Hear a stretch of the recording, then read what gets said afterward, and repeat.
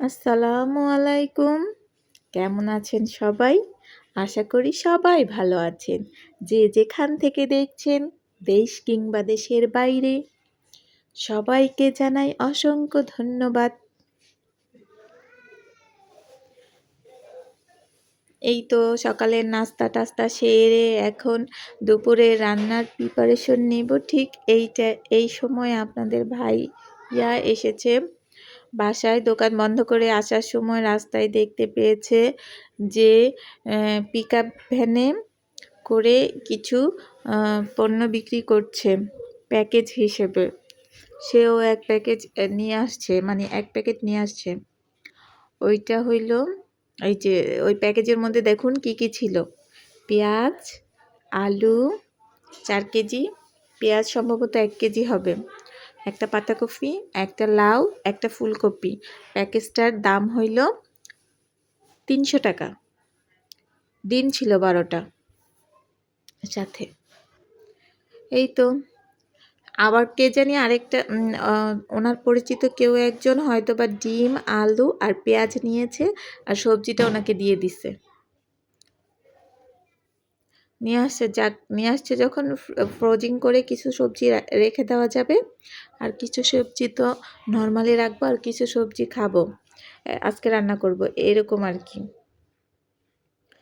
এই তো এগুলো গুছিয়ে নিচ্ছি। আলুগুলো একটু বেছে, যেগুলো একটু একটু খারাপ সেগুলো নিচে রাখলাম, কেটে গুঁড়া মাছের মধ্যে দিয়ে দিব, আর যেগুলো ভালো সেগুলো রেখে দিলাম। আলু মনে হয় 4 কেজি হতে পারে, আমি ঠিক জানি না, এই আর কি। তারপরে আরও নিয়ে আসছে চালের গুঁড়া। আপনাদের সাথে শেয়ার করেছিলাম একদিনের ভাপা পিঠাটা। ওই দিনের ভাপা পিঠাটা বাচ্চারা খুব পছন্দ করে খেয়েছে, তাই আবার আজকে চিন্তা করলাম আবার বানাবো। এটাও একটা রেশনের চাল ছিল, চালটা ভাঙিয়ে নিলাম যাতে করে মাঝে মাঝে পিঠা তৈরি করে খাওয়া যায়। আজকে তো একটা ভাপা পিঠা তৈরি করবই, মাঝে মধ্যে যেন পিঠা তৈরি করতে পারি, বা রুটি বানিয়ে খেয়ে ফেলবো। ভাত খেতে ভালো লাগে না, একটু চালটা মোটা বেশি। এই তো ভাঙিয়ে আনলাম, সাথে পাবো সুজি, আর এই যে খেজুরের গুড় আর চিনি। পরবর্তীতে একটা নারিকেলও এনেছিলাম সন্ধ্যার পরে, ওইটা আর আপনাদের সাথে শেয়ার করা হয়নি। যাই হোক, পিঠাটাও শেয়ার করিনি, কারণ আর একদিন ভাপা পিঠাটা শেয়ার করেছি, যার কারণে এক জিনিস কয়বার দেখাবো, তাই দেখালাম না। অথচ আমাদের প্রত্যেকটা মহিলার বা নারীর একই রকম কাজ থাকে ঘরের, প্রতিদিনই একঘেয়েমি কাজ। সবার বন্ধ আছে, ছুটি আছে, মেয়েদের কোনো ছুটি নাই, বন্ধ নাই। পুরুষ মানুষরা দেখা যায় একদিন, বছরে একদিন বা সপ্তাহে একদিন, মাসে একদিন বন্ধ পায়, কিন্তু মেয়েদের কোনো ছুটি নেই। আর যারা বিশেষ করে বেড়াতে যায় না, তারা তো আরোই কখনো ছুটি পায় না। বেড়াতে গেলে দেখা গেছে 1-2 বেলা হয়তো বা না কাজ করেও খাওয়া যায়, হয়তো রান্নার কাজটা করা লাগে না, বাচ্চা কাচ্চা টেক কেয়ার মেয়েদের সব সময় করতেই হয়। এই তো মেয়েদের কোনো ছুটি নেই। শেষ কথা, মানে সর্বোপরি কথা হলো মেয়েদের কোনো ছুটি নেই। এই তো আমরা নারী, আমরা সবই পারি। এই তো চলে এলাম দুপুরের রান্নায়। আজকে সকালবেলা উঠে আপনাদের ভাইয়া নিয়ে আসছিল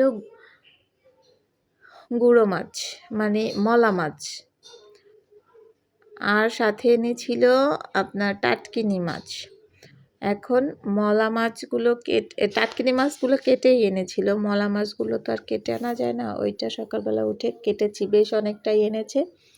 কিছুটা ফ্রিজে রেখে দিয়েছি, আর কিছুটা রান্না করে নিলাম। একটা আলু দিয়েছি, টমেটো, কাঁচামরিচ, ধনেপাতা দিয়ে মেখে তারপর বসিয়ে দিয়েছি।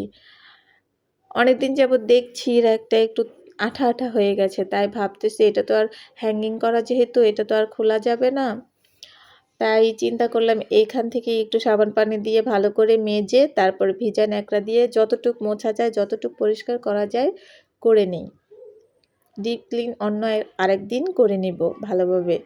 এখন আর এরকম করে যদি সবসময় পরিষ্কার করে রাখা যায়, তাহলে মনে হয় বছরেও ডিপ ক্লিন করা লাগবে না। এই তো সকাল সকাল আমি অনেক মানে বিছানার চাদর টাদর এগুলো উঠিয়ে ধুয়ে দিছিলাম। এই যে বালিশের কাভারে দেখেন কাভার নাই, মানে কাভারটা এখনো মানে লাগানোর সুযোগ পাই নাই, চাদরটা কোনো রকম বিছাইছিলাম দুপুরবেলা।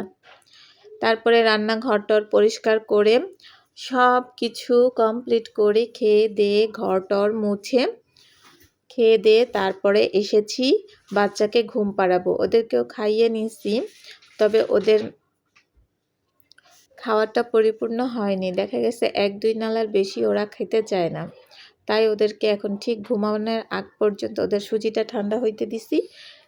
যখন ঘুম ঘুম চোখে আইসা পড়বে তখন ফিটারটা মুখে দিয়ে দিব, খেয়ে নিবে।